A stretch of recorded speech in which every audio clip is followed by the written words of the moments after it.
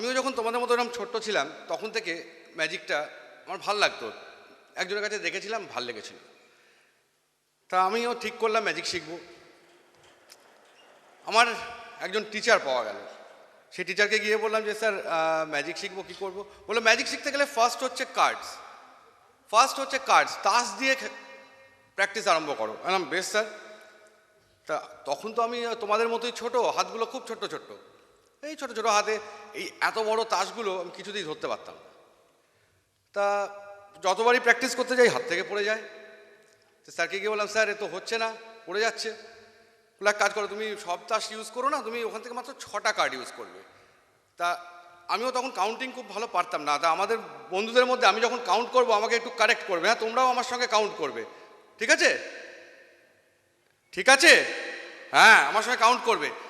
Sir বলেছিলেন 6টা card নিতে, 1 2 3 4 5 and 6।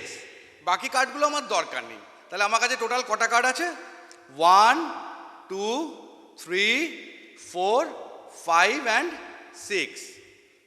তো এই 6টা কার্ডও আমার খুব অসুবিধা হতো। প্র্যাকটিস করতে করতে দেখা গেল 1টা 2টো 3টে কার্ড হাত থেকে পড়ে গেছে। তো কিছু করার নেই। তা আমি দেখবে আরেকবার কাউন্ট করে দেখি। তা আমি যখন কাউন্ট করতে যাচ্ছি তখন দেখি আমার হাতে আছে 1 2, কী হলো কাউন্ট করো, 3 4 5 and 6। এইখানটা আমার খুব অবাক লেগেছে যে কী করে হলো, 3টে তাস তো পড়ে গেল। তো 6 - 3 কত হয়? হ্যাঁ 3। তাহলে আমি তো এই জায়গাটা আমি কিছুতেই বুঝতে পারলাম না যে আমার হাতে ছিল 1 2 3 4 5 and 6। এই 6টার মধ্যে থেকে আমার হাত থেকে 1টা 2টো 3টে কার্ড পড়ে যায়।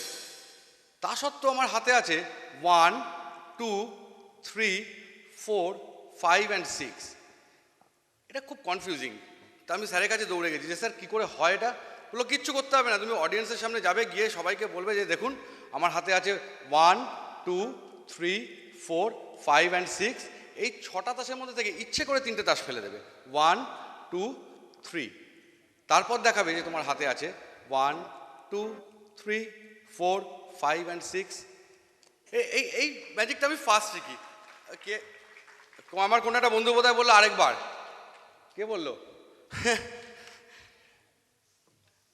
1 2 3 4 5 and 6। এই 6টা তাসের মধ্যে থেকে আমি ইচ্ছে করে 1টা 2টো 3টে তাস ফেলে দিচ্ছি। তা সত্ত্বেও আমার হাতে আছে 1 2 3 4 5 and 6। Thank you.